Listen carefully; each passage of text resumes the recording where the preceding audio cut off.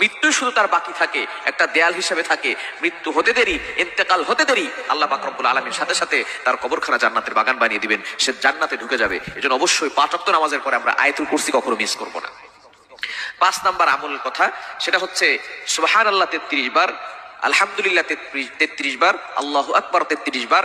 এরপরে 100 নম্বরের সময় 33 33 33 হয় 99, 100 বারের সময় পড়বেন লা ইলাহা ইল্লাল্লাহু ওয়াহদা লা শারীকা লা লাহুল মুলকু ওয়া লাহুল হামদু ওয়া হুয়া আলা কুল্লি শাইইন কাদির। সহিহ মুসলিম শরীফের হাদিস, তিরমিজির ভিতরে রয়েছে, যে ব্যক্তি এই আমলটি করবে আল্লাহ পাক রব্বুল আলামিন ওই ব্যক্তির পিছনে যত গুনাহ আছে সকল গুনাহ খাতাগুলো ক্ষমা করে দিবে।